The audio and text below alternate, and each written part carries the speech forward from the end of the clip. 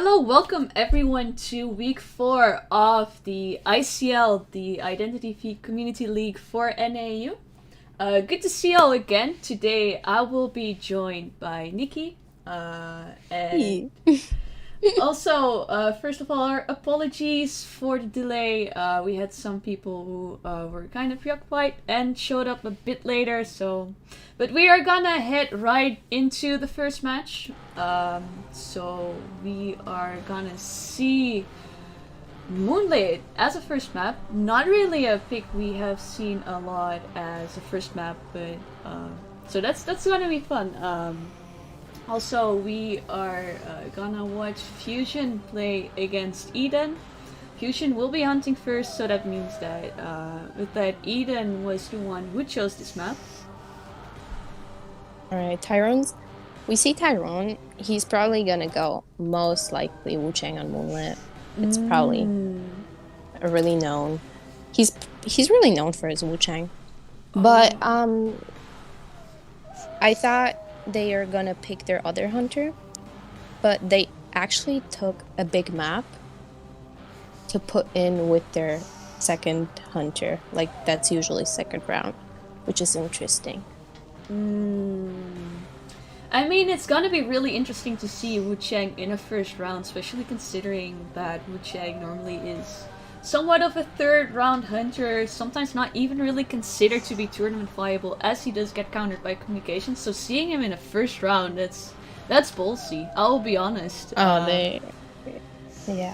So we are gonna see the Priestess, very strong character on Moonlit, having Seer. We do have a Mercenary band, so we are gonna see a Forward and Gravekeeper duo here. We can see that they took a Priestess so they can like travel throughout the map, and then 2 rescues to have like Tide Turner in case, and a Seer for the good kite. If that happens, to extend everyone's kite if anything happens. Yeah, no, I mean, Seer is always a good character, even against, because the hunter right now is the Sculptor, so we're not gonna see a Wu-Chang. But yeah, even so, if Seer does get countered, of course, by the Sculptor and the Bonbon, but still, if they can manage to time that all correctly, it can still be very valuable to the team. And therefore, yeah, that's the reason why Seer is still considered S tier, even though these chip hunters kinda sorta counter him. It's hard to manage though, a Seer against like Sculptor or Bonbon. Yeah, it's really hard, but like, especially the survivors we have seen in ICL so far, they can pull it off. We have seen some amazing ults, even against those chip hunters, so you know, they can make it work. And yeah, they definitely have been showing why Seer is still considered S tier, even though you have hunters like Sculptor and Bonbon who are pretty much part of the meta in tournaments too. Alright, let's get into that first match. We see Tyrone spawning at Broken Carousel, moving its way to the other in front of 2-story. Finding the Gravekeeper first. Let's see if he commits on him. Gravekeeper not an ideal target to find first, especially since at Shuffle it is very hard to aim down those statues. Isn't impossible though. Alright, he's gonna try to like, dig and use the pallet for his... Never mind, the pallet got destroyed, the Sculptor tried to just go for this Gravekeeper to make him use his shovel, just to like, leave him again. Tyrone not really seeing there that the portal probably went back into the tent there. But yeah, it's a great start for the Sculptor too. Nice chip. That was a great statue there. 2 hits in 1 statue, and then immediate down. Crazy. That was really well played from Tyrone. And also basement there. Ooh. That's a great start for the Sculptor. So he did manage to get 1 item out of the Gravekeeper. And getting that basement here does mean that if the Gravekeeper likely wants to go for this rescue, has to use this shovel too, meaning that he will be out of items after that one. So that's less than ideal. But we do Gravekeeper see instead actually the shouldn't forward be going coming. for save because he knows where Gravekeeper would be coming from. Yeah, And exactly. it's already looking there.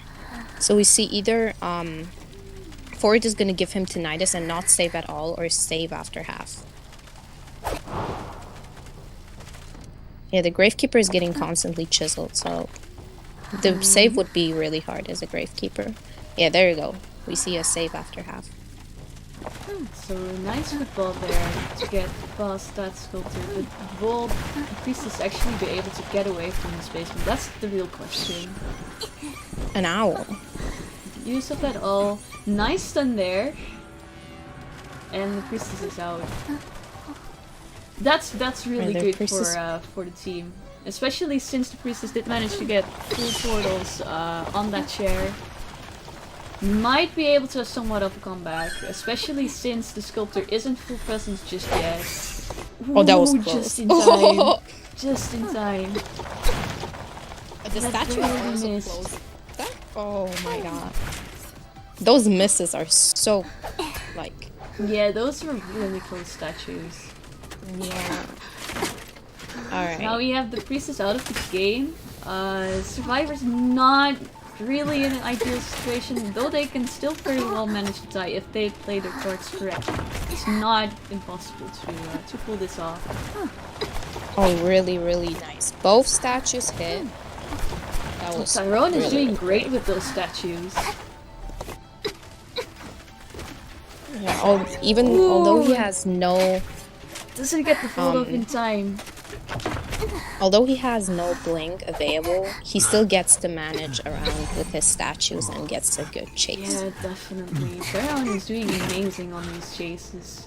Getting the seer down in... I think it was maybe 30 to 40 seconds. That's really quick. Especially, like you said, no blink available, so getting those down that quickly it's really amazing. Oh, he hit the dig? Well, this is rough, especially since the sculptor Oh, is this full is- presence. Ooh, it does get it off though. Well 3 played by ciphers Gravekeeper. remaining though. That's gonna be a really, really rough Yeah, tide. definitely. And especially since the seer is not in a great position, doesn't have null as well, and is injured, already got shared once, so the chance of a comeback kite is really hard here. It's not impossible, of course, but we see sadly that full presence is just... It's too rough to deal with at this point. Yeah, full presence in areas like that is really hard to manage around. Alright, 2 ciphers remaining. The problem is for the survivors that the forward is at the cipher. He's decoding. I mean, he was decoding, and forward has a really slow decoding progress. Yeah, and the Gravekeeper is the one who has to pressure that God Guiding Cipher. Oh no, it takes the statue right before it runs out. Oh no. That was so clutch. That was that really well actually- played once again from Tyrone. That's some amazing sculpture placement. Wait. Ooh. That might let Tyrone secure a 4K, Yeah. most likely. No, definitely. So we do see that the dungeon is at the slide, but considering the situation they are in, if the forward can contain them for long enough, of course, the Gravekeeper may be Oh, the able... forward got caught. Ooh, that's unfortunate. He is trying his best to still get some decoding in there, but we do have the Hunter who already switched to teleport as well, so... or has teleport available, I mean. Yeah, he's trying to cut off the forward. There you go. Yeah, Nice it's job. So with the fact that the teleport is still up, even if the Gravekeeper manages to get back off, as long as that cipher and the God Kiting isn't popped, there's not a lot they can do. So the forward has to do an amazing kite here in order to have the Gravekeeper pop that cipher and maybe make a clutch play, but to get one man out of there. But it's gonna be hard. It is. They actually have like 2 ciphers behind the Gravekeeper that's down. They have 2 ciphers available that are around 80%. But forward is down. He's really far from both of the ciphers. all they can do is either try to kite, but that's gonna be really, really hard to manage out. Yeah. I mean, Especially they're out with- of items. It is a full presence sculptor. It is a moonlit, which is a fairly open map too.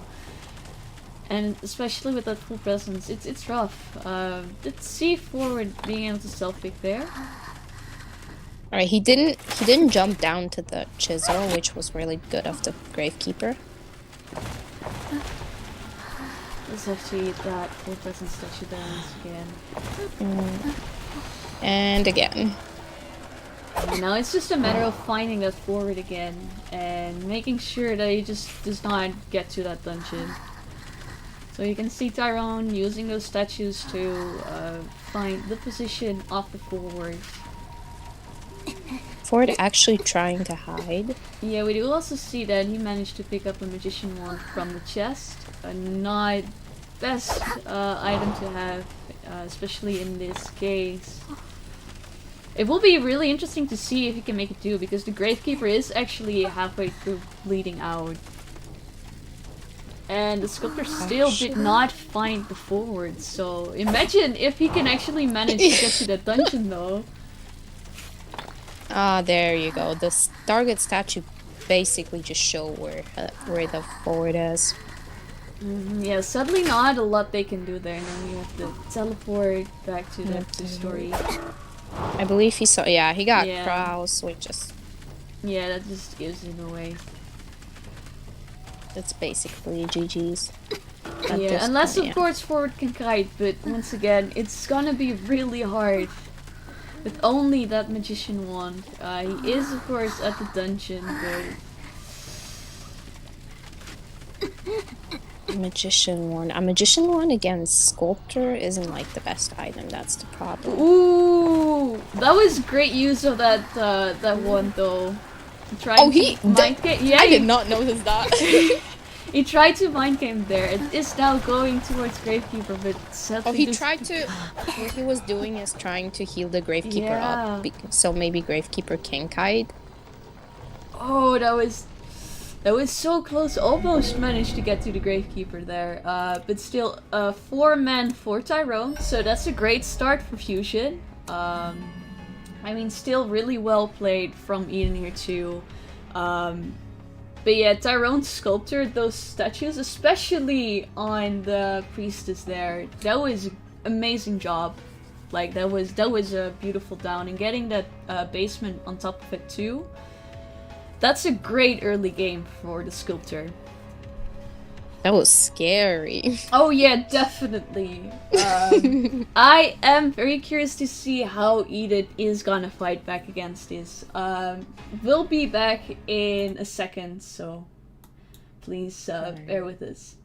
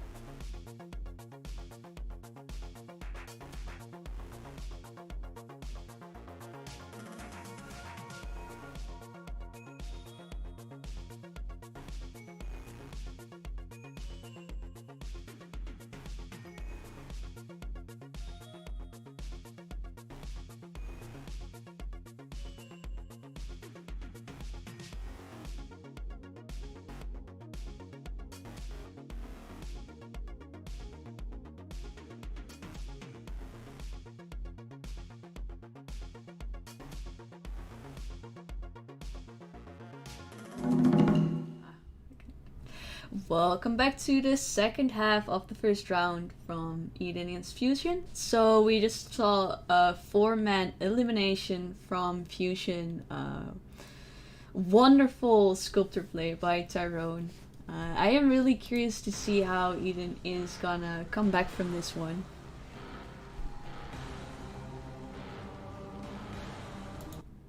As we see, Pit Stoppers is hunting for Eden, banning the mechanic, which means he does not want that Cypher Rush.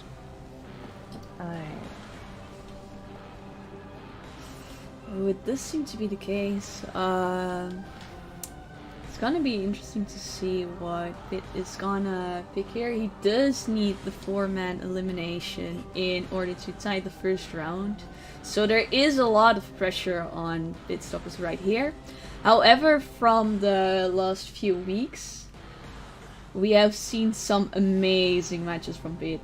Like, really good. So, I do think he can manage. However, Fuzion has also proved to be a really strong team. Which also makes, like, these two teams are an amazing match because I think they are really close skill-wise. But yeah, Bit is an amazing hunter. I think, might even say one of the best hunters we have so far in this league. Oh yeah, that's for sure. He's really, really strong, maining all those meta characters. Yeah, no, cause that's the other part. Like, what are you gonna ban against Pit Stoppers? Honestly. I mean, if all his mains would be banned, he would probably still try to do a good pull off with a character he doesn't really main. Also, we are gonna see a magician from Juggy. Ooh, we're actually gonna see Juggy play a magician. Oh. I said nothing. Yeah, I jinxed it. Like yeah. I mean, he has been teasing that magician for a long time, but going for Seer instead, which is a more safe pick, of course. But I still hope to see that magician come in because one of the first weeks, Jockey did an amazing kite with magician. Like, I think it was almost 5-side kite. So that would have been fun to see, but Seer is definitely a more secure pick in this case. Because they cannot afford to take any risks. If they can just manage to get one survivor out of this game, it means Fuzion will automatically win the first round. And that already puts them in a huge lead. Winning that first round can definitely take the momentum for your team in a tournament setting. Because it means you only need one more win to, like, win in general. Yeah. To, like, eliminate the other team in 2 matches. Alright. Yeah, indeed. We're gonna see that sculptor again, though. Most likely. To be the case. 2-1. If he changes at 1 second, alright. Yeah, we should be really careful with what we are gonna say and predict because they do tend to change from time to time just to, like, mess with us for a bit. Joggy really got us right there. Yeah, he did. But, you know, maybe we'll see him in a next round. It can always still happen, especially if it would come to a 3rd round. Having those 3 survivor bans does give some room for non-meta characters to shine, which we have already seen, of course. So maybe, but that would mean Bit will have to tie this round and get that 4-man elimination. We see, instead of the mercenary ban, which was done last round, we see a mechanic ban, which means they have the opportunity for 2 characters that can move really fast through the map. Actually 3. Forward can do that too, but he mostly gets used to, like, stun the hunter. Yeah. No, indeed. So that's gonna be really interesting. The mechanic ban is just for no Cypher Rush. Especially as a sculptor, Cypher Rush is, like, their worst fear. Yeah. That's true. I mean, of course, compared to Bonbon, Sculptor does have some more pressure with that chisel that she has. However, that's the only weapon she has against stuff like Cypher Rush, as it's her only tool to really pressure ciphers outside of her main body, of course. Which makes it a bit tricky, but so far these hunters have been able to pull it off. But yeah, definitely fair to see a mechanic ban as a sculptor. Him spawning behind first stock, probably gonna go towards God Spot, where we see Eli with the priestess, kind of trying to. Oh, I thought he was almost gonna run into pit stoppers, but no, he's going at the side of the map, behind. Oh, it does seem like he managed to spot the tracks. Oh, that was a really close touch. That was really close indeed. If he'd hit that, he would have like canceled his portal. Oh no! Eli accidentally running into the hunter. Probably figured that the hunter would follow through the portal. Great job, Bit, to basically mind game the priestess out of that one. You see Eli going. He's going into more open areas to try his best to go against those statues. Ooh, that was close! Oh. So now we do have another portal for this priestess. Coming in with the ult. That was a good ult. Now the priestess is able to get back into 2-story. Chiseling while going up the stairs right now. Yep. That all really bought them a lot of time. Teleporting to the forward, actually. Oh, the forward does seem to be lagging. Yeah, the forward. Yeah. Seems to... yeah, that was some obvious lag.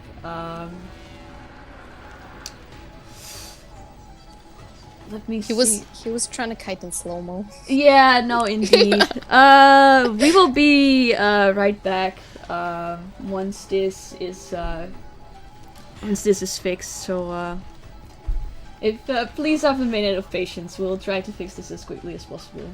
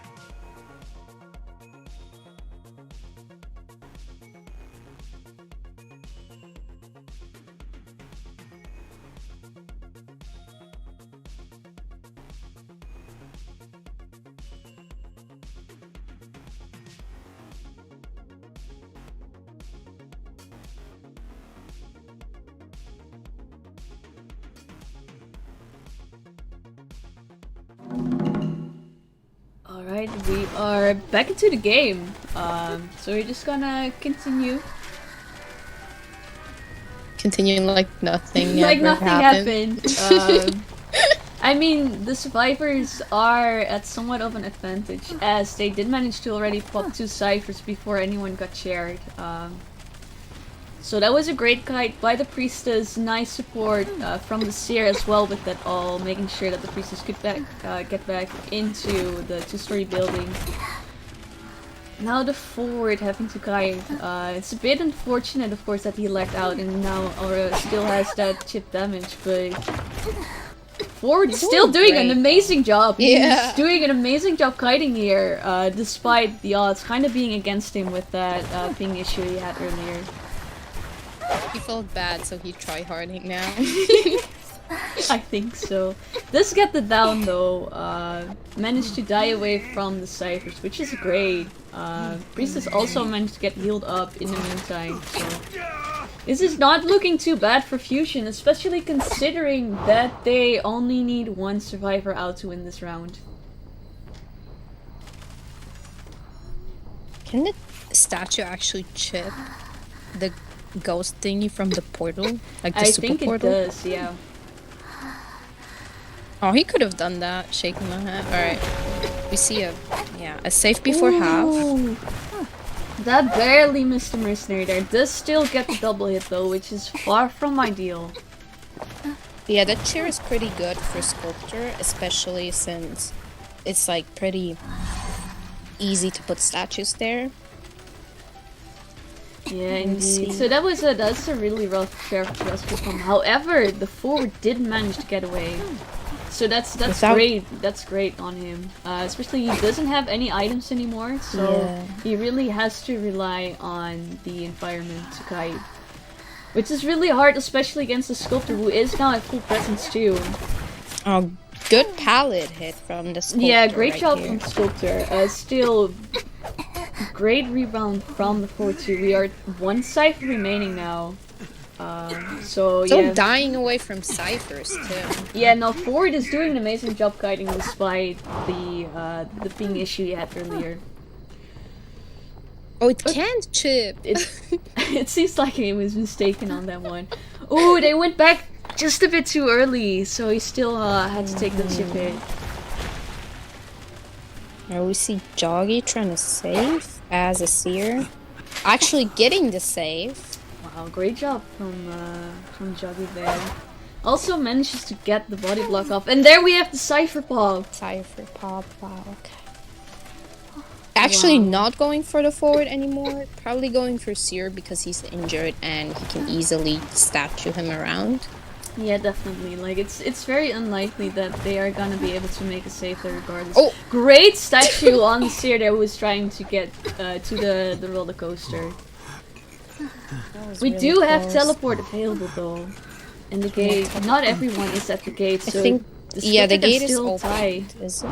It is, but the Yes, forward so- isn't. Oh no, he just arrived. If the sculptor would have teleported a bit earlier, he actually would have get it. Yeah, that was Because the fort wasn't there that was yet. really close to tie there. However, amazing round from Fuzion. They are really starting this day off strong.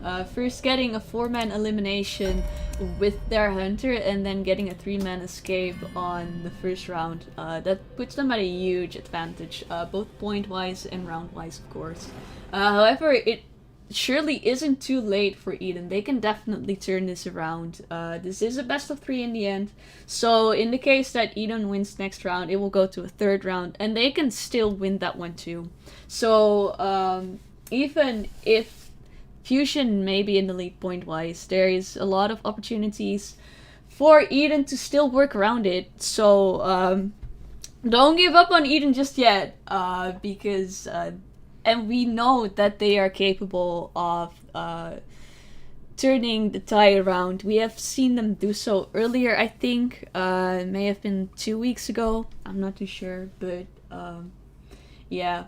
I am excited to see if they are actually gonna manage to still turn this around, even though the game right now is definitely in Fuzion's favor. We'll be back in another minute.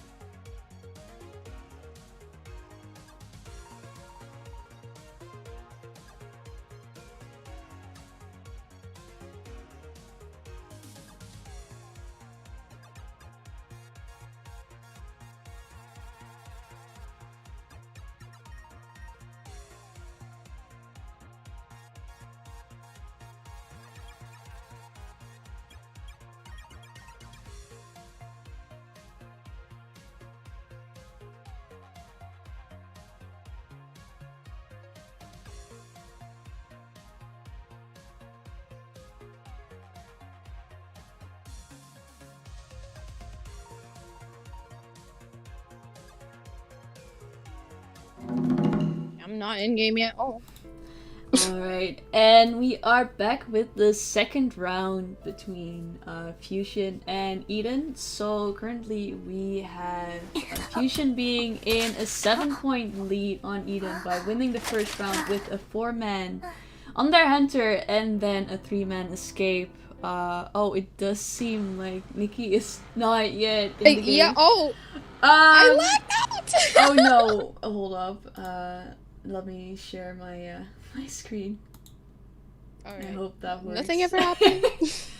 Nothing happened, just go onto Discord and you'll be able to see it there. Alright, yeah, I can see it. Alright, so we are gonna see Sacred Heart Hospital, a very survivor-sided map, which is somewhat of the opposite of Moonlit, what is considered more of a hunter-sided map. That's gotta be interesting. We do see a mercenary and a mechanic ban coming in. And the sculptor ban on Eden's side. Which is a fair ban, honestly, considering the first round. Tyrone did an amazing job getting that 4-man from Fuzion with the sculptor. So I'm most likely picking Bonbon now, as we can see. But we can't get fooled. No, definitely not. It's a bit too early to just pin down who the hunter is gonna be. And the same goes for the survivors. Right now we are setting on the Priestess, Seer, and Forward, which all three would be very good picks. And now the Gravekeeper coming in too. Which, yeah, this is the kind of team comps we have been seeing a lot, so wouldn't be surprised if they indeed go with this. Especially Priestess on Sacred Heart is able to do a lot of support around the hospital area. So when she gets that hospital, she's pretty much unchaseable with those portals. So that's gonna be rough to deal with if the hunter is forced to go after the Priestess there. You also have the Forward and the Gravekeeper, also not great chaseable targets, but... And then of course they are Seer. picking the same team comp as last round. Yes, indeed. So let's see if they manage to do somewhat at least a tie or something. No. I mean, a tie against Bonbon is actually really easy. Yeah, no, definitely. Honestly. It's very much doable. And like, Eden didn't have a terrible early game. With the Gravekeeper was, of course, forced to use his items, but he did manage to get away without taking any hits or anything at all. So that was somewhat of a good start. It's just Tyrone had a great play, downing the Priestess that early, that quickly, I should say, and then getting the basement on top of it. Oh yeah. That was a great start for Tyrone. So yeah, I would love to see Eden getting like a second chance with this team comp now against the Bonbon instead of the Sculptor. And we are also having Sacred Heart, which is just more survivor-sided than Moonlit is. Sacred is a really doable map, especially since they have a Priestess and characters that kite really, like, especially Hospital is a really strong kiting area. So as long as the survivor gets into Hospital, which he can do easily with an owl, he might get a good kite. So that's gonna be interesting. Yeah, definitely. I've heard, of course, what we do have to take into account is that generally Bonbon has somewhat more of a better early game than Sculptor, because a good Bonbon, and we can assume that like everyone playing here is actually like really good at what they're doing.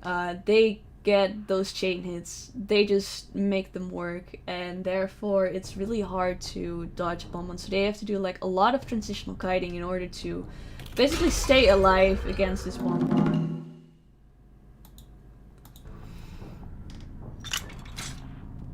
Tin Man skin, it's so cute. It is. And we are seeing, so we have the forward spawning at Shack, and the grave, but sorry, I just kind of choked on my words there. But we have the Bonbon going into hospital, going up against the Seer. However, Bonbon does not want to take that first chase into the hospital. Does have peepers though. Yes, peepers are. Likely down a peeper. He likely did go into hospital knowing that the weaker survivors probably would have gone here, and he does not want to get that early chase against someone like a Ford or a Gravekeeper. Problem is now. Great job there. Ooh. That was an amazing play, cutting off the Seer, basically trying to mind game him, not giving away where he wants to go, making great use of that people too likely. And there's the early down as well. Two bombs, just so he can hit him in case the bomb doesn't hit him. That's crazy. Yeah, those were some great traps. Also gets cheered onto the Priestess Cyber, it seems. Does have the global setup. But that was, once again, an amazing early game from Tyrone. The Priestess got back through the portal, but is now transitioning away inside hospital. Alright, interesting bomb. Didn't get the bomb on Priestess. I think that's what he tried. Yeah, not sure though. The case. As this is such an early down, they are not gonna risk this rescue. Especially not before half. Wow, I did not know you could do that with those bombs, I'll be honest. Oh! You throw them up there from there. Great job though, pushing the Priestess away from the hole, making sure that she cannot in no way get the rescue off. So that means we have Seer flying out of the game on 4 ciphers remaining. What the Priestess did was also giving tinnitus, so the Bonbon can't leave the area, which was really, really smart. Yeah, definitely. However, this is Tyrone has a great early game here once again. There gets the quarter damage too. They have the Gravekeeper taking no risk, just hopping into that shuffle there. He got the bomb on the shovel, which I didn't realize. Wow, that was an amazing play from Tyrone once again. Wow. I have been saying that a lot, but and there we have another bomb. Tyrone, calm down. Amazing job actually putting down the time bomb, not letting it explode at the regular 2 seconds, but winding it up a bit, forcing the Gravekeeper towards the window with his main body and then distracting him in. Amazing play, once again. And I'm probably gonna say it a lot more, because Tyrone is doing an amazing job. Yeah, of course. And when the Gravekeeper got down, he actually put down bombs because he knew the forward is right there on the spot. And would maybe try to hit a stun. So he put down bombs so in case the stun gets cancelled. So we have the forward there using his football, making sure he does not take any more damage than needed, as the Gravekeeper is already going down. This does mean, however, now that the forward is injured, he cannot harass or anything. They're at 4 ciphers though. Yeah, this is really rough. Ooh. They are about to pop a second one, so that does mean Dungeon does come into play. But they're kind of in a similar situation as they were in last round. That's most likely for sure. It's probably gonna either end up the same by getting pressured from the Hunter as 2 survivors with like around 2 or 3 ciphers left. And just like gonna hop back and forth, injuring both. Yeah, we'll see. The only good thing about this being a bonbon is it does find the fort here, but is in the 2-story building or in the hospital building, so it's not ideal. Let's have eyes on the Priestess now. But what I wanted really popped from 4 to 2 in such a small amount of time. Oh, did not get the portal off in time. Bombed the portal. Animation. Nice prediction from Tyrone there. Wow, and the time bomb got the Priestess. So now it's just a matter of finding the fort. However, Priestess does have very quick self-healing. does mean that she will be able to pick herself That's up why fairly he put a quickly, peeper however. down right next to the priestess. Mm-hmm. So she self-heals a little bit slower. As we can see, it's at 66. Without the peeper, she would have been already up. Yeah. Priestess self-healing is so fast. However, it's likely not gonna make much of a difference, because probably the same as last game is gonna happen. This Bonbon is just gonna keep on switching targets until they both cannot pick themselves up anymore. Wow. Ooh, once again, beautiful chain hit. That was a great bomb. I did not expect that myself.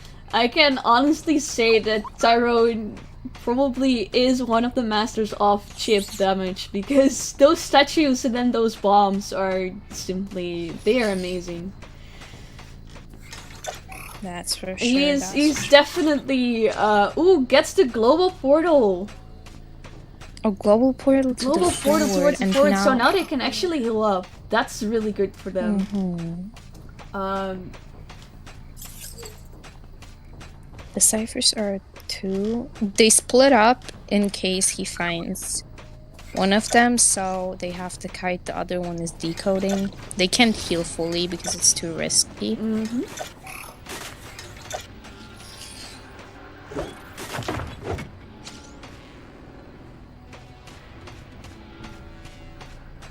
Actually switching to the priestess back again. Yeah, knowing that the priestess of course cannot self-pick where the forward actually can, so getting the priestess down here is way more ideal because it gives him a lot more time to actually down the forward. Priestess in hospital though. Interesting. Yeah, that's gonna be rough. However, it is the forward who will be decoding at a 30% debuff. We do have accelerated decoding, but knowing that they still have 2 ciphers to go before they even can manage to pop. Oh, that was a really good mind game. Wow, that was amazingly played once again. I've been saying this a lot, but Tyrone is really doing a great job today. He really came out here to win against Eden. He's not giving any survivors any opportunity to get away from him. He really, he put on his big boy pants and is doing a great job. Yeah, there was nothing the forward could do there. Another 4-man from Tyrone. Yeah, no, Tyrone, probably one of the best chip damage hunters I've seen so far. Those statues and those bombs are just really too accurate. Plus the predictions he makes, wonderful job. Eden once again really tried to pull through. Actually, we do see that the forward managed to almost kite for 90 seconds. So they really tried their best, but Tyrone really out here going for the win. Tyrone really killed Seer in a small amount of time. 22 seconds? Yeah, no, that was absolutely insane. That was, especially considering that the Seer actually was in the hospital building, so he wasn't even in that much of a weak area. But probably Tyrone figured that they would put one of their weakest survivors inside the hospital, so they could actually manage a kite, and then having a great mind game on the Seer there, and basically just cutting him off. That was a great job. I cannot say anything else about it. Just really well played from Tyrone. This does put Eden at even more of a disadvantage, as Pit Stoppers needs a 4-man elimination now in order to tie this round. That basically means if Fuzion makes sure there is one survivor that escapes the game, they win. So that's really that's gonna be really rough on Pit. That's a lot of pressure on Pit's side. That's an insane amount of pressure indeed. We're gonna see if he pulls through. We'll be right back.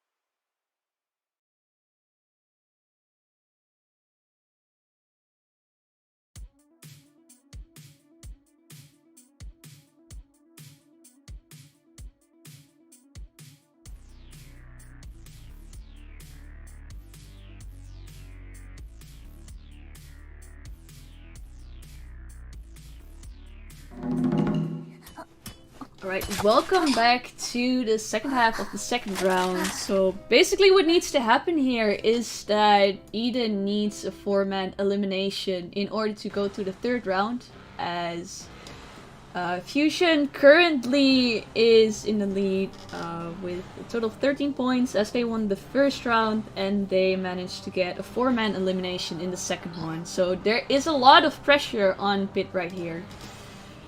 I'm actually banning Dream Much instead of the Sculptor from first round, which is interesting. This seemed like they are very confident in being able to counter his Sculptor after that first round.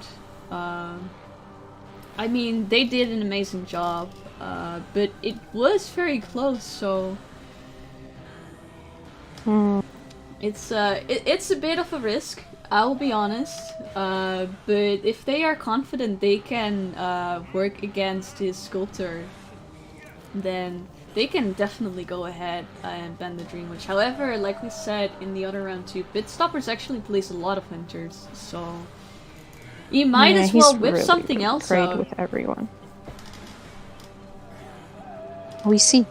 If Joggy plays Magician this time, finally. Yeah, it would be really fun to see him blood the Magician, because he does brag about it a lot. Of course, he's constantly talking about his Magician, so it'd be fun to like actually see something more on streams too. He got his first Magician badge, which is really cool. Yeah, he has been working hard for this. It's well deserved. We do see, by the way, we didn't really talk about the Hunter band, which is the Priestess. Like we talked about, Priestess really strong in Hospital, and we do see a Seer band, so we can very well say it's not gonna be a chip damage Hunter. Likely also partially the reason probably why Joggy is gonna actually go with the Magician, if he doesn't switch off at the last second, of course, because that's the other round too.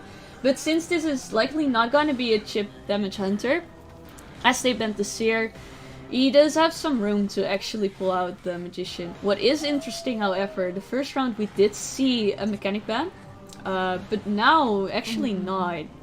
So we do see the mechanic coming in here from Eli. Oh yeah, it switched at the last second again. I shouldn't have said anything. No. I knew Joggy! It. I knew it. Joggy is just playing with us. Joggy really made us dirty. But switching to the Explorer actually means they have a very good decoding progress on their team. So it's gonna be rough.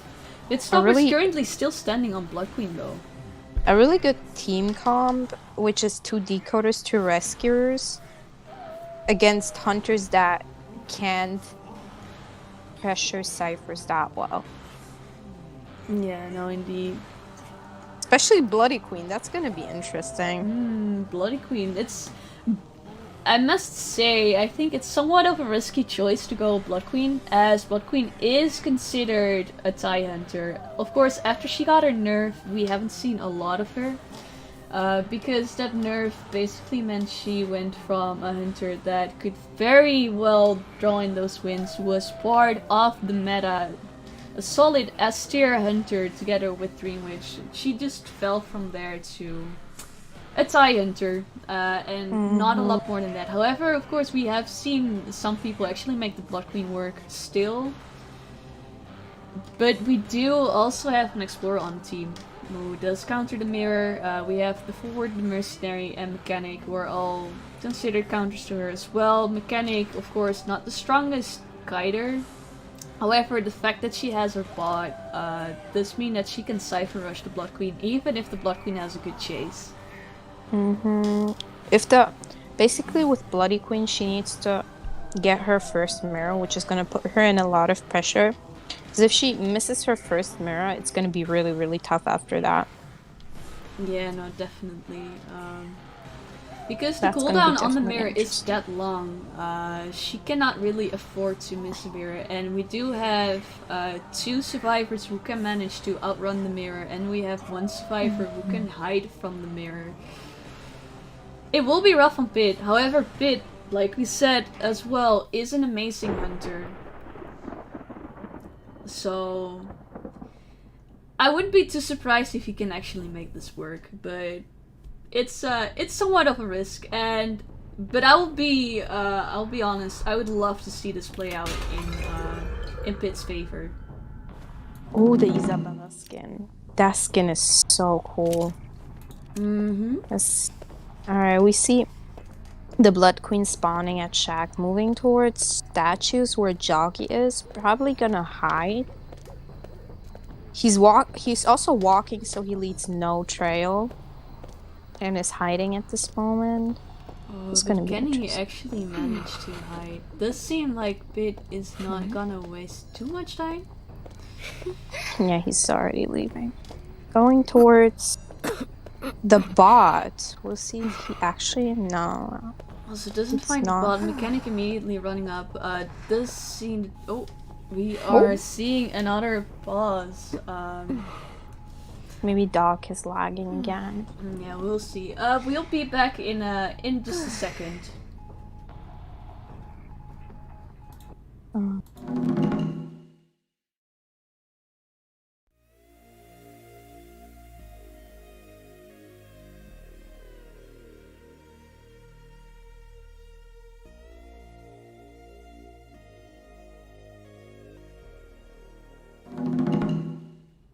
Alright, we are back again. Luckily just a short stop. Let's get the mirror onto the mechanic there. It was that was a great hit. Now he's gonna switch with the mirror, yes, and continue to go after Eli. That mirror, using the mirror in hospital is really risky because it's a 2-floor area. Yeah, but Pitt just placed it amazingly well. That was also not sure if you could hear it on stream too, but Pitt actually trying to fake his blink in order to make the forward miss the stun if he was trying to harass on that balloon rescue. Almost getting the bot too with the mirror, but that was unfortunate. We do have the mercenary coming in for the first rescue. Anyway, I just wanted to say that amazing mirror. Oh, great body block from Merc. But yeah, Blood Queen having an amazing first mirror there, making sure that with that one here mirror, she could basically hit the mechanic twice after switching. Mirroring again. There you go. Missing the mirror, that was a really... Ooh, no, it's still that. saved. There you go. Those are some beautiful mirrors. That mirror, actually, if she would have missed that, it would have been really, really, really tough. Yeah, that would have been, because that would have made sure that the mechanic actually could go for a rebound kite. It still would have been rough as it's just still a mechanic, but we actually found the Explorer, but because of the Explorer's ability, she cannot really aim a mirror on the Explorer as she doesn't know where he went. There we see the save from the... Oh, and the mirror just popped up because of the full... Yeah, oh. That was a really smart move there from the Blood Queen.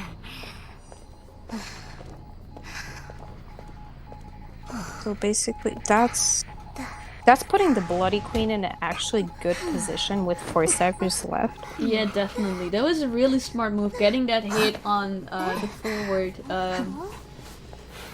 Probably also using the mirror on the Explorer there, realizing... Oh, she gets it off right as he was trying to shrink. Seeing the bot but not hitting it, not wasting any time on the bot. We do have everyone being injured now too. They can still, because they're one side remaining, it's definitely looking like Fuzion is gonna get a survivor out of this match, but all in all, the game is looking really good for Pitt. Pitt is doing an amazing job. And great mirror again from Pitt, for sure. Those are some really accurate mirrors. That's scary. Although Bloody Queen is a TIE Hunter, which is gonna be interesting how he pulls off. Yeah, definitely. It's gonna depend on if they can manage to prime that Cypher in time. Does seem to be the case though. Unless... Oh, that was close. Ooh, nice job. While the Blood Queen was distracted, getting that rescue off. Great communication. Ooh, gets Nice. the blink right before he manages to put the ball away. Beautiful blink. Really risky though, because now it's gonna be hard to switch to normal in case it's needed because of that one Yeah, cipher we do left. see that the Blood Queen decided to switch to teleport instead, setting Leaves the herself up chair. for the end game. Ooh, almost cuts off the mercenary there. Actually, also changed the Oh, great teleport. elbow pad. That was really close. Some Was great- immediately going for that football. However, the mercenary is gonna go down. Nice football from the forward. Getting away from that mirror. That's a great job. That's some great gameplay from both sides. Yes, definitely. This is a really intense match. We do see, however, that the Explorer managed to dig up a 50% page again. And he seems to be on his way to statue. And the cipher is around, Ooh, I believe, 40. Pit found the healing survivors. Oh, It gets gets the hit on the forward. forward. I believe forward's like second chair now. Yeah, but This is gonna be Blood Queen is going for Explorer instead. actually Yeah. really harsh. Since the cipher is planned by now. Yes. So we have the Blood Queen just waiting for a mirror to come off cooldown and then deciding to go for the hit. Nice patience from both sides. Ooh, misses the hit. Ooh. Is Joggy actually gonna be able to outshoot the mirror? Yes, he does. The Hunter decides to go for the gate instead, knowing that the forward was down over there. The Merc in the area there too, though. Being able to see that mercenary and being able to most likely mirror him, yes. Does have to use an elbow pad there. It's not the end of the world though, because the mercenary does still have 2 elbow pads left. A dungeon is right there, and Explorer is heading towards the other gate. So The it's problem very that likely that happened- one of the two is gonna get out of this game. The problem that happened from earlier for sure is that she's getting constant, like the Bloody Queen is getting constant tinnitus from the bot. So you don't know if the survivor is there or not. Exactly, and we do see that the gate is open and Joggy is out of the gate, meaning that Fuzion has won this round. We see the mercenary guiding towards the dungeon.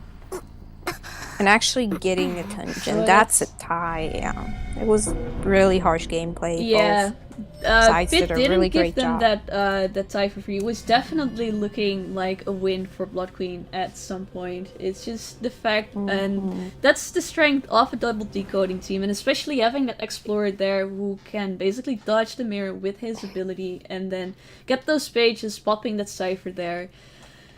That did change the game into into a tie situation in the end. So That blink great. honestly put the Bloody Queen in a really bad spot. Yeah, no, that was it was unfortunate that the Blood Queen didn't manage to get the win out of this. This does mean that Fuzion has won this round, and we are now gonna go towards the second matchup of today. I have already seen some people being really excited for Legacy play. But yeah, we are gonna see Legacy face up against Arachna, so please wait for us for a few minutes. We will be right back.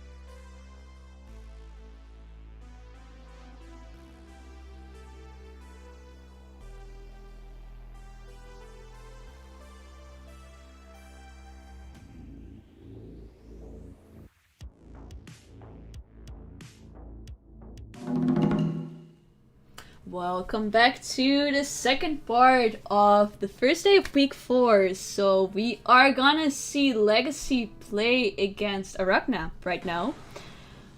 We are starting off on Red Church with Alpha 1 hunting first.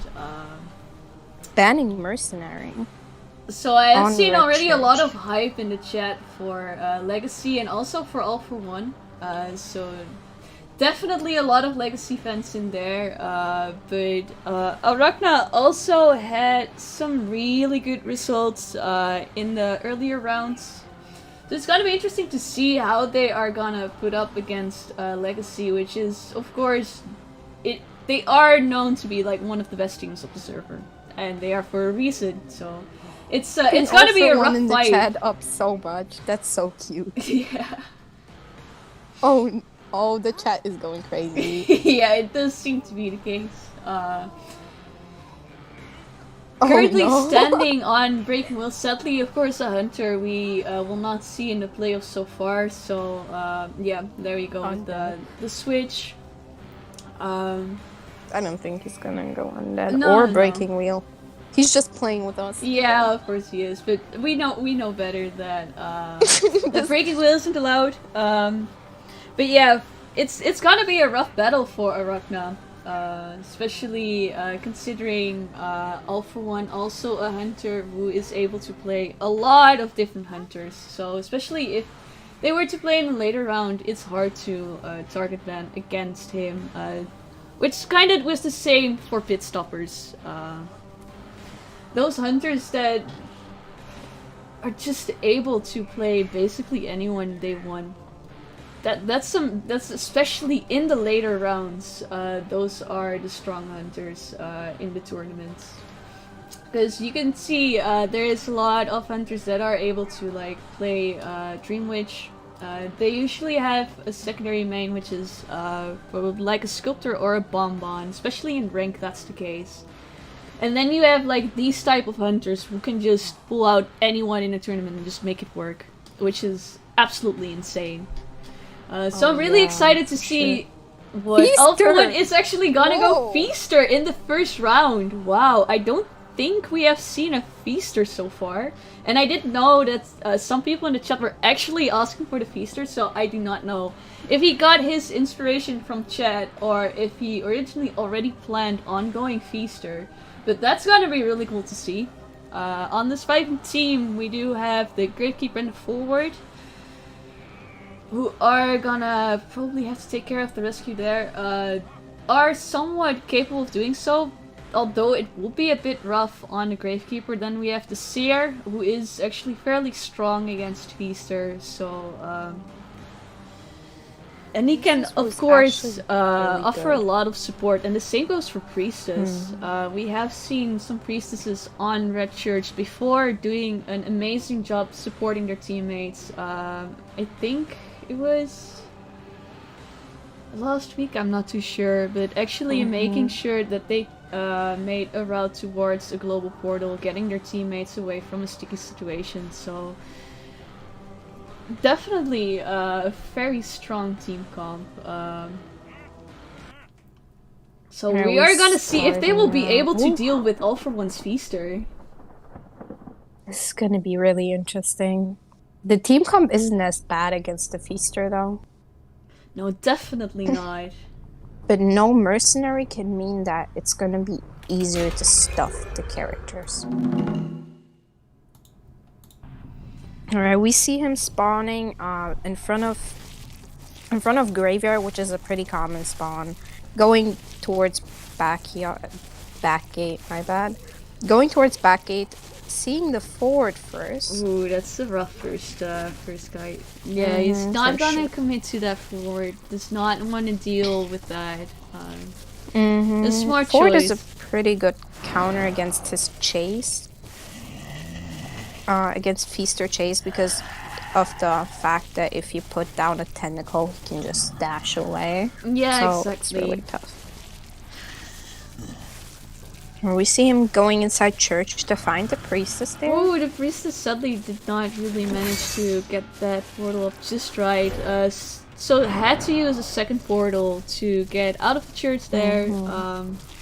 Does seem like Overwind's also Actually, not not going going for the priestess. priestess. Going right towards the seer now. Bit of a rough early game, however, he's doing a great job. Whoa, that tentacle gets tentaculated right away. Really great tentacle gameplay right there. So, he may have found his target a little late. Ooh, manages to hit the all the way with the tentacle too and gets the early down. That changes the game a lot, because I was about to say that he found his first target somewhat late, giving the survivors somewhat of a head start, even though he did manage to push 2 people away from their ciphers. But yeah, this early down, this is a really rough start for Arachna. That was crazy. Alright. We see the Feaster camping from a little bit of afar, because they most likely try to hit the survivor when the survivor gets near the chair to tentacle them. So this is gonna be interesting. Yeah, definitely. Doesn't seem like they're gonna try to save though. No, it's probably a good choice to just say, alright, we have an early down here, we are gonna respect the Feaster and his camping capabilities, as Feaster is one of the strongest campers in the game, as of now. And the seer can't really make up kite because he has no owl left. Yeah, he sadly had to use that all for that one tentacle, but went down regardless. So now it's up to the remaining people. However, they are still at 5 ciphers remaining. Ford is about to pop his. But yeah, that still means only 4 ciphers and not a lot of progress on the cipher that Priestess was on. It's around 40, because the Priestess couldn't really decode it since he was pressuring it down. Yeah, indeed. So we do have the Gravekeeper playing it safe, getting the shuffle, knowing that from check, if the Feaster was to block off that window, there was no possible way for him to escape. Let's say 2 hits on the digging Gravekeeper. Now getting a hit. So that was a really good shuffle. Still, wow! That was some great patience on Feaster right there. He knew that Gravekeeper was gonna circle around, so he waited till Gravekeeper decided to go away from the tentacle. And now switches targets onto the forward. Yeah, but as I said, the forward just gonna dig, like, try to get away. Ooh! Oh, never mind. I guess All-for-One just proved you wrong on that one. He really said, hold on. Wow, that tentacle actually missed. Yeah, that was a weird tentacle. We're not gonna talk about that. This never happened. Ooh, the forward is actually... Oh no, there we go with the blink. I was about to say, is forward actually gonna be able to kite here for a bit, but sadly did not manage to do so. However, in the meantime, they did manage to pop 1 more cipher, so Dungeon is in play right now. And they do have some opportunities to still make a play. Gravekeeper still has 1 shuffle. Priestess has full portals. And they are still full health. So they are able to do something. But so far the game is still looking really good for Legacy. Oh, we see the Gravekeeper lagging. There we go with another bit of lag. So we are gonna pause the game for a bit and we'll be right back.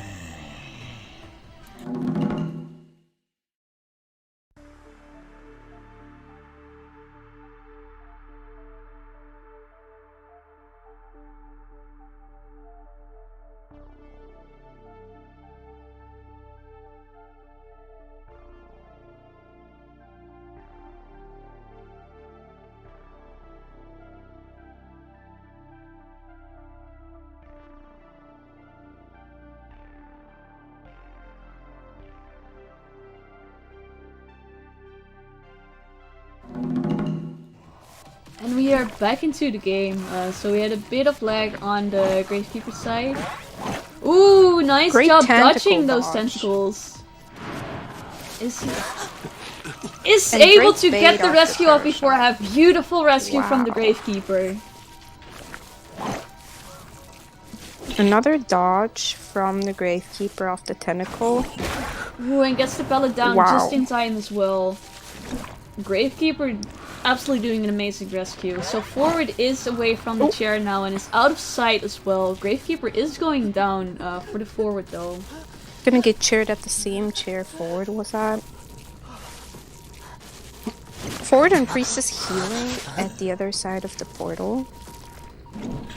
That's behind church, so they're probably gonna heal, go for the rescue, and try to Yeah, manage this it. team, ice on forward there, but we have the Priestess coming in as well.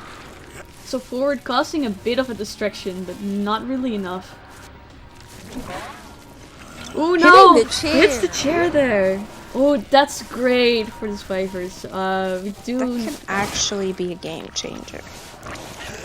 Priestess, or the Feaster managing to get the hit around the Priestess there. Nice job. Great patience once again on All for One there.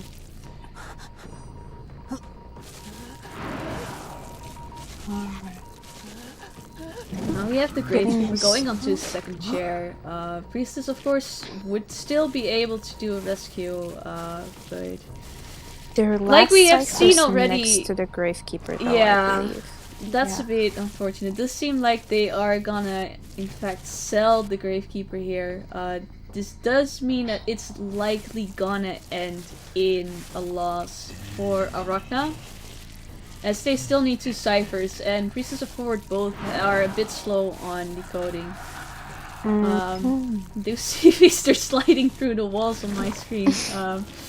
The servers have been a bit rough ever since the update, so that's why we see a lot more disconnections. The and forward such. has no football to work with.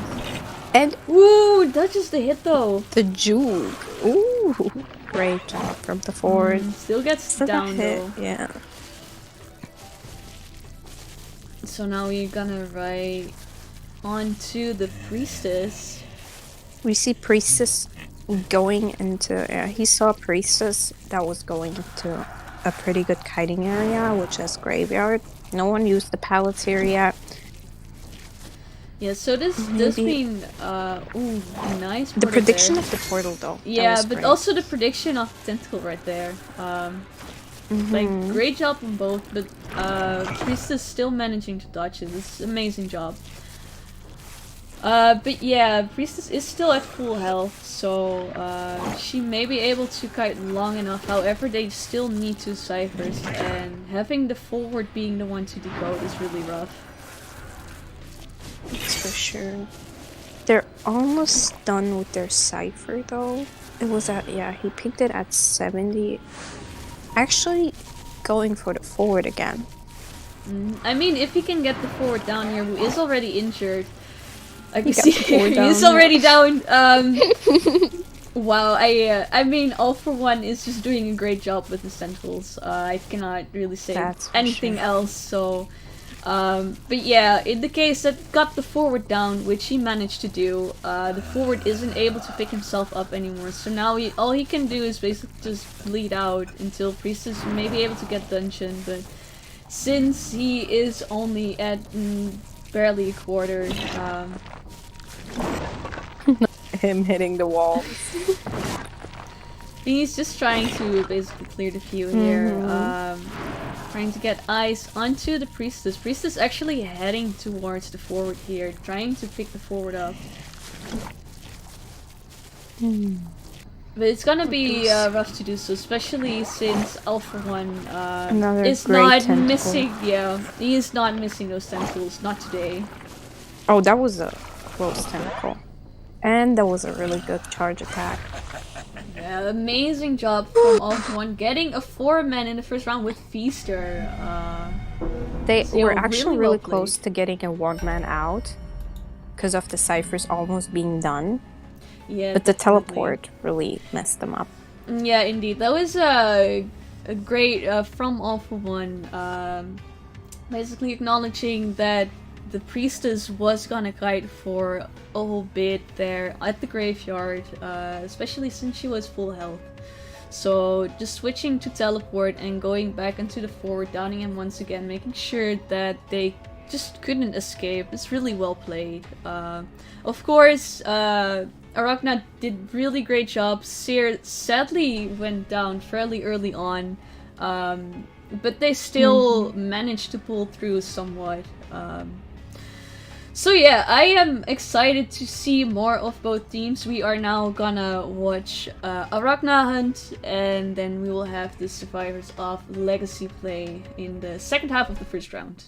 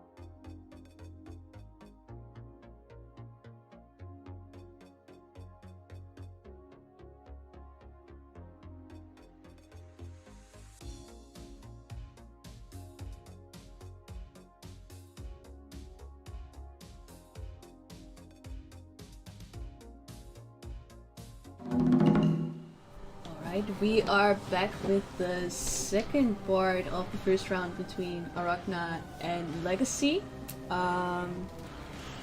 So basically what happened in the first part is that Legacy Hunter got a 4-man elimination right off the bat, which is a great start for Legacy.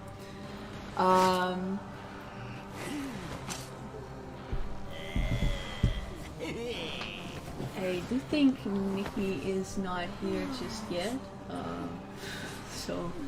we'll just see if she arrives in a bit. Apologies for that. Oh, you're back.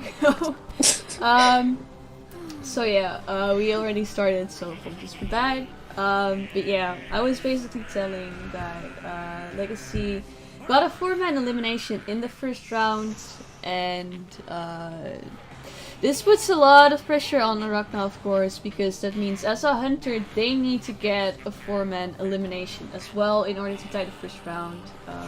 However, it is the first round, and in first rounds we do see a lot that the hunters manage to get those 4-man eliminations in. Especially on NAU, it's very common. Also, I see some people commenting on the hunter's name. Yeah, I'm not gonna pronounce that because whose name? the hunter. Yeah, right. That happens. Anyway, so yeah, there's some pressure on Arachna here. They can still definitely make it work. Of course, we see a lot more. Eli just said that the Yeah, it's hunter is not instinct. Peely, that it's instinct. Yeah, because Billy is actually a hunter for legacy, and not for Arachna. Sometimes people just like to kind of mess with their friends, like we see here. I do think, of course, it makes for great sportsmanship. It just shows that even though this is somewhat of a competition, you can still have fun, even if it's like through a name or something. So, yeah, I do love to see it. However, I am not gonna say it. We see a pretty good team comp from Legacy going with the Seer Ford, Priestess, and Mercenary. So that's definitely a good team comp on Church. Oh yeah, definitely. Let's see if Instinct is gonna pull it off. We have seen some great rounds from them so far, so fairly sure they can make it work, but once again, it's a rough spot to be in as a hunter to need the 4-man in order to tie the first round. Alright, spawning Graveyard and going back gate. Actually, moving towards Church, seeing the Mercenary going probably back to back gate. To find Dreaming the Priestess there. And probably gonna commit on her. Yes. This seems to be the case.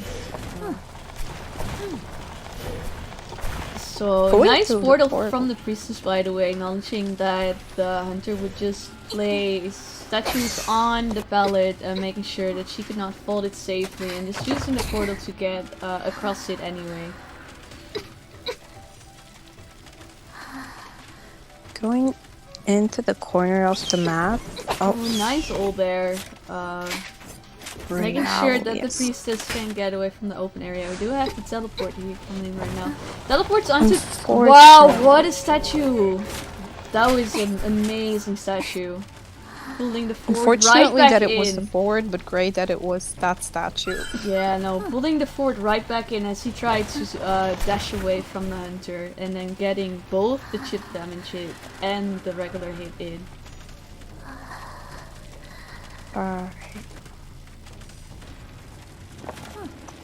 Committing on the forward now. That has no football left anymore. Yeah, this is really rough on the forward. Oh no, getting stuck in the wall.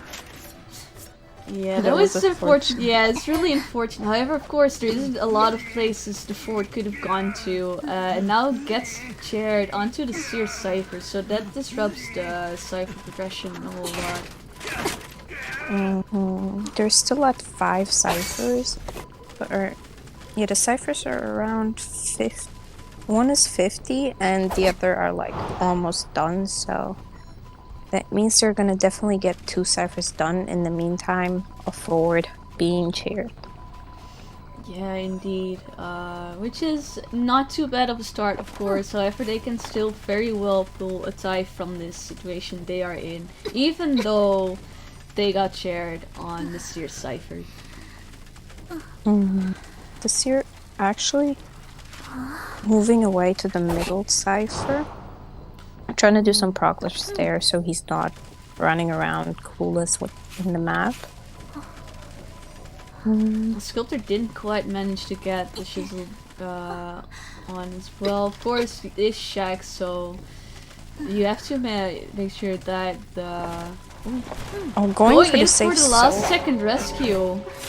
Still gets it off though. That was really well played from the Merc. However, he will go down for it, and so will the forward, sadly. Yeah, so that's a... There we see double down right there. And the priest is getting pressured at Shaq. So this is a bit of a tricky situation, as of course the tide turner will buy another 20 seconds, but for that 20 seconds the mercenary does have to sacrifice himself as he's now down on the ground, so... Not too great. Also, we have the forward who did go away from Graveyard there. However, on the other hand, it does mean that Graveyard Chair is still in place. So if they are gonna try and go for that one, Cypher over there, and the Hunter's gonna come back, they still will be Manages able to to get that statue right there on the seer and to find the mercenary to cheer him, which is really, really great. Instinct is doing an amazing job here. Mm-hmm. The survivors are trying their best to still get something out of this match because it's really harsh for them. They're at 3 ciphers. Somebody's chipped and somebody's cheered. Yes, indeed. So we have the priestess being the only one who is at full health, and the remaining survivor, besides the priestess, is the seer who doesn't have null anymore as well. So this is gonna be really rough, and it's not looking too good for Legacy. Instinct is doing a great job, actually fighting back and basically doing what he has to do this match. This does mean Legacy, of course, can still manage to clutch a tie. There is still some space for them. They have 2 ciphers remaining. There are several ciphers that have progress onto them.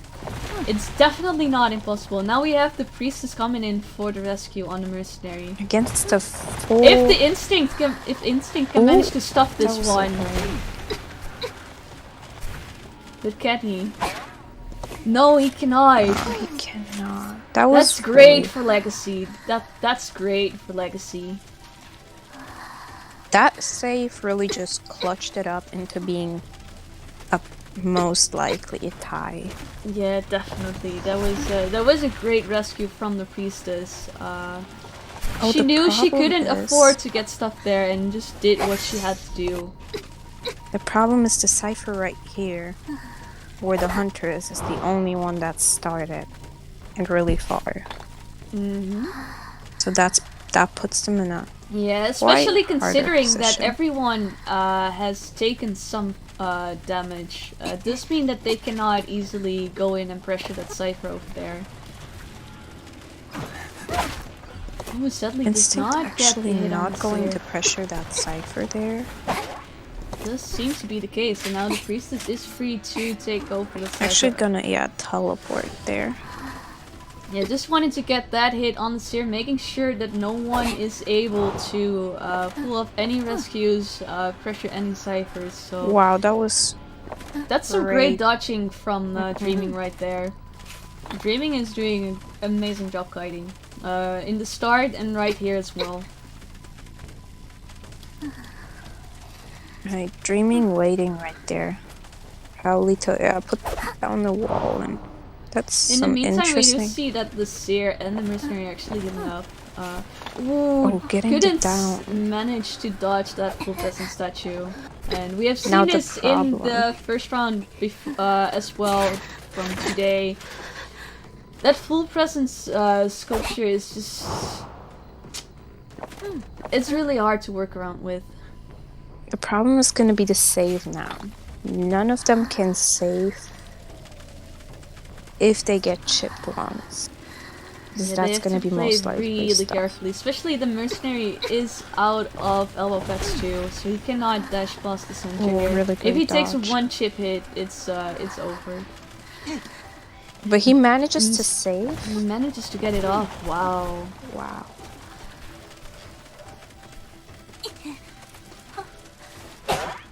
We see Instinct, actually hitting the mercenary. So we did see the sculptor being in doubt for a second there. Indeed, acknowledging that the cipher was likely primed, which is also why she was taking it very safe on the mercenary right there, not just hitting him right away as he was trying to get past, but getting the statue instead. That was a great mind game from... Oh yeah, definitely. And with that early down, Sculptor can still manage... Ooh, gets 2 statues off of the mercenary! Gets the statues on mercenary, and he's gonna get down. Yeah, however, we do see the priestess being at that other gate, and she is the only one who needs to escape, because if they get one survivor out of the gate, they win this round. Maybe only with a 1-point lead. but that's still enough for a first round. We do see the priest is actually going in to heal the mercenary. The portal, of course, giving away their location. Yeah, this is gonna be most likely really interesting. Oh, getting, yeah. Sculptor getting there in time by chiseling and moving forward. Yeah, very smart move from Legacy there to just play it safe and just get the priestess out of there. It would have been nice, of course, if they could manage to get 2 people out of the gate, because point-wise it would put them in more of a lead. But yeah, very well played from both sides. Instinct having an amazing sculptor round here, getting a 3-man elimination. Sadly wasn't enough to win the first round, but nonetheless really well played. But also, of course, from the survivors. We've seen great guide from Priestess, we've seen some great rescues. So yeah, this was one amazing match. And I'm very excited to see more, once again, of these 2 teams and see what they are gonna come up with in the second round. Really close for now. 1 point away. Yeah, wow. it's only a 1 point difference, so yeah, let's we'll be right back with the second matchup.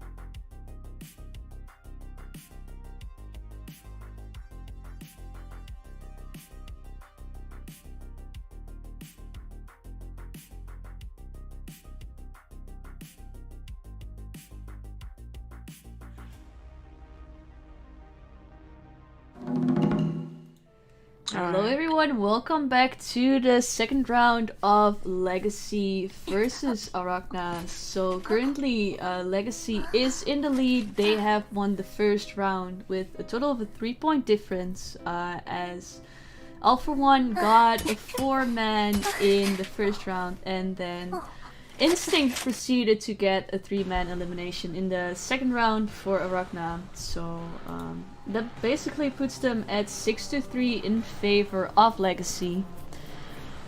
This does mean that Arachna needs to win this round in order to go to the third round. Would Legacy be able to win this round as well, it will be over. So there is some pressure on Arachna, but you know, Instinct still managed to get a 3-man elimination on the first round. Almost actually managed a 4-man as well. Like, was fairly close at some point. So Instinct can definitely manage. And as for the surviving team, they had a bit of a rough start in the first round with the Seer going down fairly quickly, as All For One just did not miss any of those tentacles, was doing an amazing job on that. So had a bit of a rough start there, but still managed to come back fairly strong, just wasn't enough. So it would be very fun to see them getting in the second round, maybe getting their revenge on All For One there. We are gonna see Ever Sleeping this time as a map. Again, a map we haven't seen a lot. We have seen them a few times so far. So that's gonna be fun. Ever Sleeping, of course, considered somewhat more of a survivor-sided map as well. We have, however, seen the tram play a huge part in one of the matches we had the other week, getting 2 stunts in the same match. So do not underestimate the Ever Sleeping train, I would say. Just do not underestimate the train. The survivors actually going for a Dream Witch ban instead of banning the Hunter from the first round, which is interesting. They don't want to go against that Dream Witch, which is actually really strong on Ever Sleeping because of the ciphers being really close to each other. Yes, so definitely. That's actually really interesting. It is gonna be fun to see a Prospector come in. Especially considering they did not ban the Dream Witch, which gives the Hunter the opportunity to play Sculptor once again. So going Prospector, I would say, is somewhat of a risk on Legacy's part. But it's, I mean, they likely are aware that there is a huge chance this Hunter will go Sculptor once again. Especially since Ever Sleeping isn't actually a decent map for Sculptor 2. So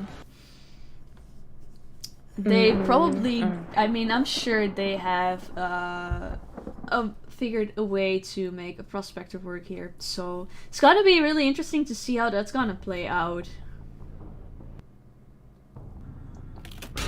Alright, we see Sculptor spawning in corner house. Probably gonna go right front or towards the middle, or actually spawned pretty far away from the survivors, which is interesting. So the survivor who spawned close by was Prospector. However, Sculptor did not intend to go for the graveyard there. Ooh, bit of a rough spot as both the forward and the mercenary are in that area. Both targets you do not really want to chase, however. That was a statue really close right there on the pallet. Now waiting for the forward to drop down. Interesting. Good patience on the forward, but that window is really rough if you do not have broken windows. So he's once again forced to use his football there. Oh, I see, I forgot to enable this. But yeah, we can see that the forward already used 2/3 of his football. Now going in with the all. Definitely giving the Sculptor a hard time. Oh yeah, definitely. Oh, the Sculptor. Oh, it teleports onto the mercenary. Oh, really unfortunate. But also seeing Dreaming, the Seer with no owl, so That's also really interesting. It can go pretty good for the sculpture. Yeah, so this is a great early game. We're doing a great job on that early game kite, and now it's up to Dreaming. Great chip right there. Wow, Another that's a good chip. beautiful statue there. Nice patience. Make sure that the seer's gonna eat Another it. one. Yeah, and gets it down here too. Sadly, not a lot of places the seer could go from here. So really well good down played on the from seer, Instinct. yeah. But the problem is also the ciphers being pretty far and almost done. Yeah, definitely. However, they still did not manage to pop those, as the mercenary, of course, got pushed off his cipher with the teleport forward, having to kite in that early game. So the only person who was able to decode was the Prospector, who is the fastest decoder on the team. But still, it was only the Prospector who was able to get in a lot of progress. Seer, of course, did manage to also get some progress onto that cipher, but the Seer is being chaired onto that cipher too. They're most likely gonna go for an after half save. But right there. Yeah, that was close. Imagine That was, if she would have wow. gotten stunned on that one. Not that it would have made a huge difference, but like I said, the ever sleeping train, don't mess with it. It's not worth it. So we do see the Seer flying off, Legacy deciding to play it safe, not to feed the Sculptor any more presence as well on that rescue, and now onto the Prospector. Oh wow. Who immediately drops down. Great patience from Prospector. Wow, that was great. Oh. Ooh, I thought- was sure for a second that Instinct would have seen the Prospector drop down there. Alright, going Great to the play forward from now. Prospector there. Nice patience on that window and then using it nonetheless to get away from that hunter. Alright, 2 ciphers left. Sculptor has 3 statues to work with. Oh, great statue and hit. Oh, Ford still having some football left though. Mm-hmm. Wow, that prediction! Wow. Whoa, that was a wonderful prediction from Instinct. Amazing job. The fact that they decided not to save, to not keep the Sculptor any presence, so they can go on and get easier kites. Yeah, it's definitely, it does seem to be paying off. However, that one statue on the forward, that was beautiful.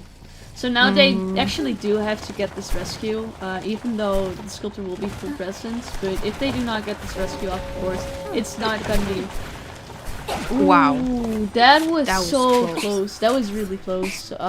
Well played from Mercenary, still getting it off in that situation. It's gonna get chipped right there. Ooh, And gets actually got the chipped chip. before it got the elbow Wow. pad off. So that's a double down. That's really rough. The cipher's at 70%. Yeah, however, since the Mercenary will be on the ground now, there is no one who will be at the cipher to pop it. So they are very, I would say they're very limited in what they can do, and they will likely just pop the cipher. Whoa! Gets the 2 statues onto the Mercenary.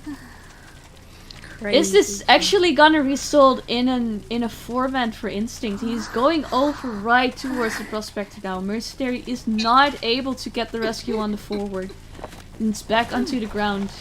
Is The near mercenary dungeon, is however. still able to self-heal. Yeah, and he so is they near can the try to dungeon, but if the Prospector cannot kite for long enough, this may result in a 4-man elimination. Although Prospector has still 2 magnets, charging up the 3rd one right now. It does, but especially considering this is a full presence Sculptor, this is rough. But Prospector is doing amazing job.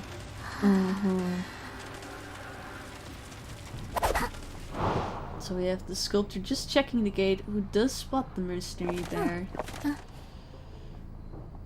Knowing that the mercenary is not going for the gate yet, Yeah, however, this does buy a lot of time. She knows the location of both the mercenary and the prospector right now.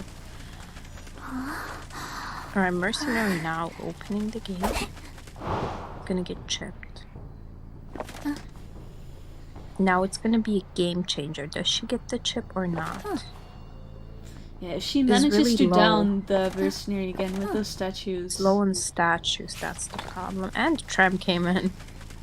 The train once again. Oh, teleports towards the mercenary. This does mean that now she will have to use the shizzle onto the other gate in order to get the prospector down, who is... Oh no, gets stuck behind the... Oh no, that was really unfortunate. If she would have gotten that down, likely it may have resulted in a 4-man, but now the mercenary doing that loop once again and actually surviving it once again as well. That gives the prospector enough time to escape. Yep, and the prospector. There he goes. Resulting in a 1-man. That was so clutch. Again, a 3-man elimination from Instinct. That was once again really close to a 4-man elimination too. Instinct is doing an amazing job, but great patience, especially from Legacy, not letting this sculptor push them around too much, and getting those 1-man escapes out. Those 1-man escapes can mean a lot. Like we saw last round, the 1-man escape was enough for Legacy to win this round. And if All For One manages to get another 4-man elimination, Legacy will win this round too. So especially in those earlier rounds, and especially what we've seen a lot in NAU as well, those slight differences in a 4-man elimination or a 3-man elimination can make a huge difference for a team. And we might see so once again, maybe Arachna will actually pull through, get maybe a 1-man escape. That would be enough to tie these rounds. They could also try and go for the draw and actually win this round. So anything can still happen, which is gonna be really interesting. So yeah, let's just go and wait for the next matchup. We'll be right back.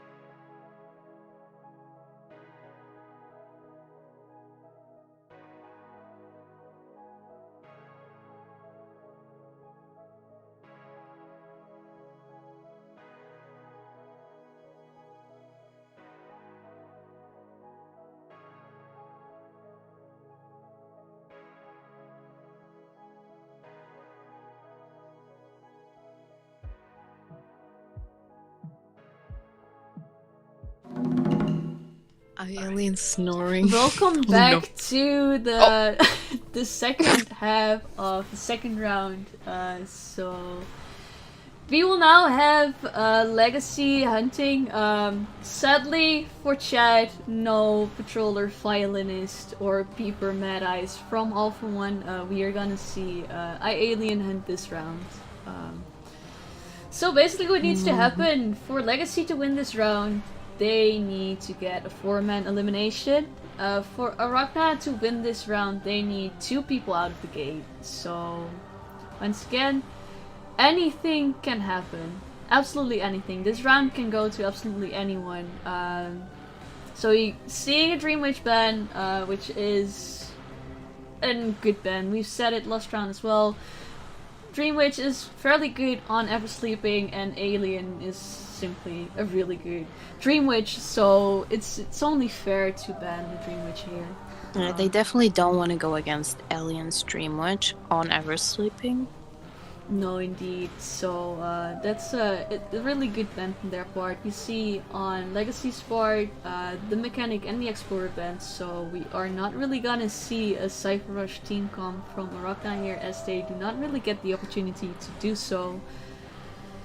So Cypher Rushing is basically out of question. However, we do have a Mercenary and a Forward, and also the Priestess coming in, so like the Seer is the only somewhat weak link in here.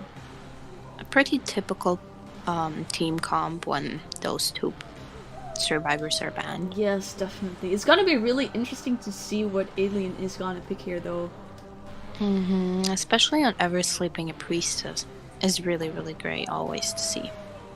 Yes, indeed. So we have seen him play Anne before, so it would be really interesting to see him pull out again. Of course, and after she got her buff, has become definitely more tournament viable. A solid TIE hunter with some opportunities to actually even get those wins in, as she has better camping compared to the Blood Queen. However, we are gonna see another Sculptor match. We've been having a lot of Sculptor matches today. Yeah. Sculptor's interesting. I mean, Sculptor is a really good hunter. She's been picked for a lot for a reason, especially since she has that graveyard ability, is able to put just a little more pressure on those ciphers compared to like other hunters such as Bonbon, such as Anne. Blood Queen, of course, is somewhat able to do so because she has the mirror, but once again, Sculptor has better camping, and that's just works way more in her favor. Alright, we see Sculptor spawning at Fate Gate, moving towards middle. Actually, yeah, towards middle, near the forward. We also see the Mercenary at Side House, actually moving, not going to Side House, but seeing the forward and probably gonna chase him from now on. We're kinda stuck in this middle area, which is not ideal.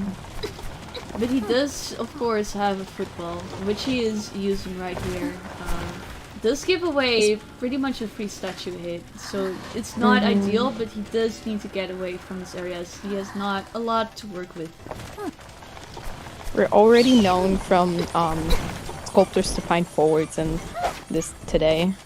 Yeah, indeed. So, great use of that all right there to transition towards Graveyard. Legacy Hunter trying to chip it away, but not managing to do so. So, amazing job by the forward, dodging those statues and not giving away that free hit. Dodging that statue at the pallet was really, really interesting. Really, really great job. The forward is doing a great job considering the area he is in.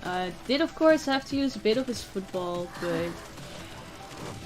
Alien also carrying Blink this time instead of like the other Sculptors teleport, which means he can't really change that target. So he has to fully commit on forward now. Yeah, so this is definitely a bit of a rough start for Legacy, so...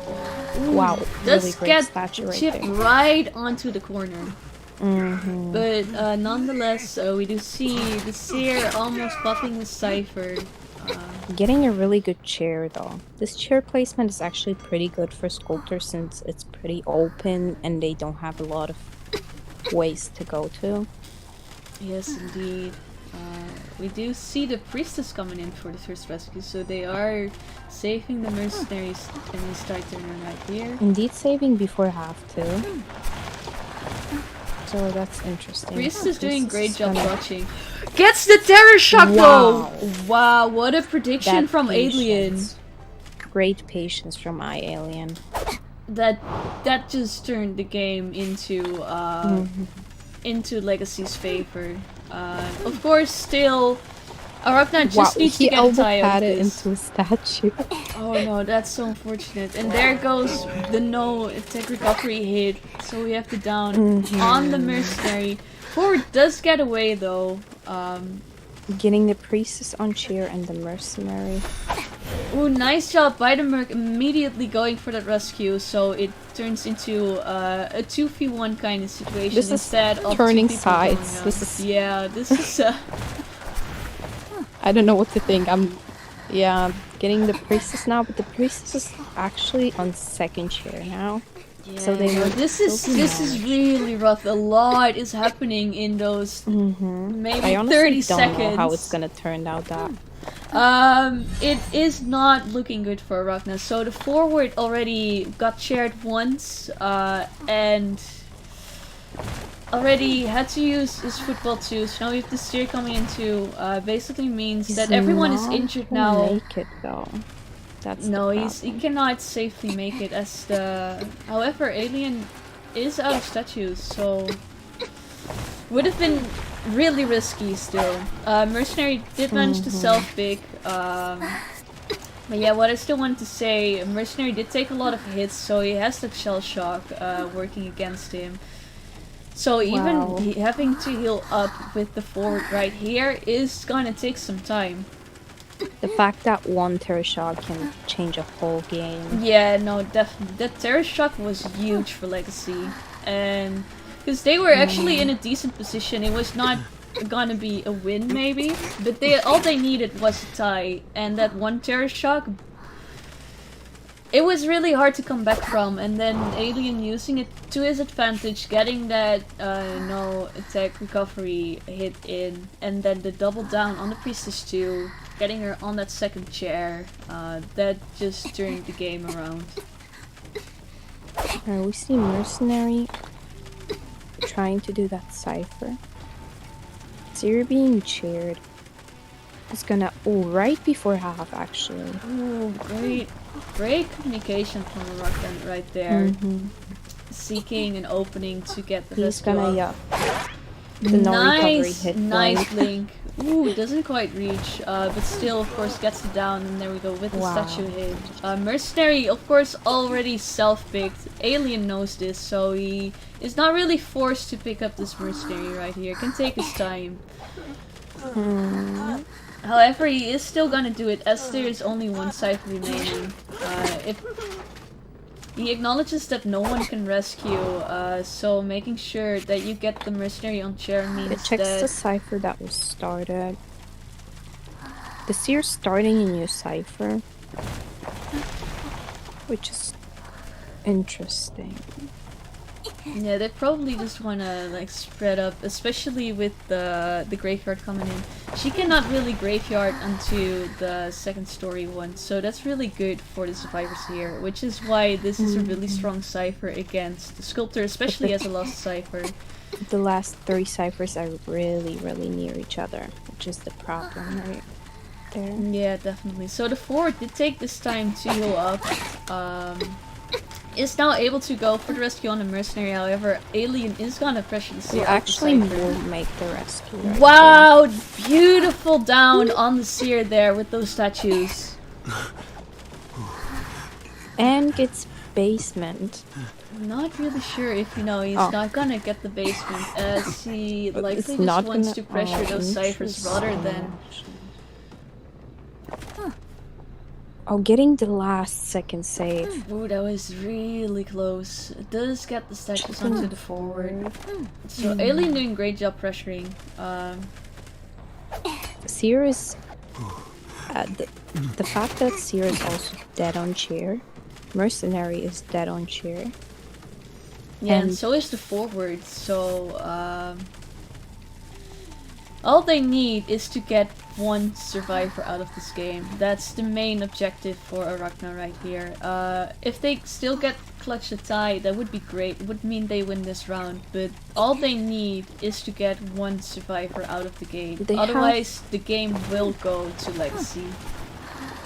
Wow. Once again, amazing statues from Really Alien there. Getting a quick down on the Mercenary indeed. The Mercenary cannot self-heal. No, and now the forward is getting chased. They are around dungeon, but... Wow, great statues from my alien. It's likely not gonna be enough.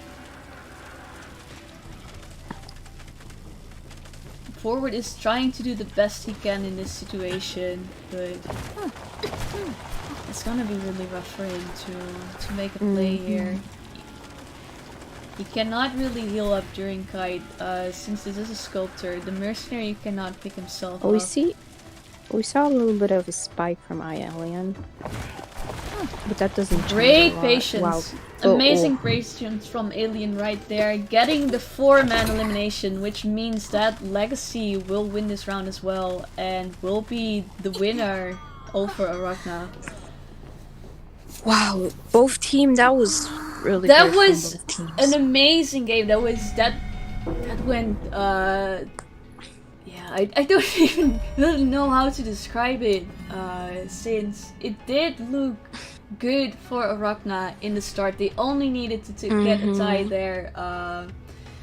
Had a decent first kite on the sculptor there, so great job from the forward. But then the terror shock and basically Alien picking up his space after that just turned the game into Legacy's favor.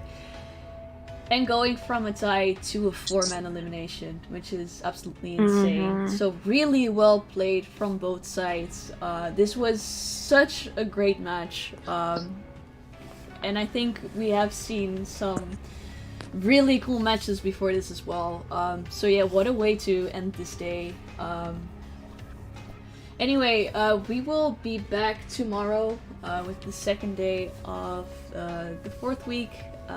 We are actually heading closer towards the end of the playoffs, so it's really interesting right now because these upcoming games are actually gonna matter more and more for which teams will actually be able to qualify. So yeah, definitely check in tomorrow if you want to stay updated, and yeah, hopefully see you soon. Goodbye and thank you for watching. Bye.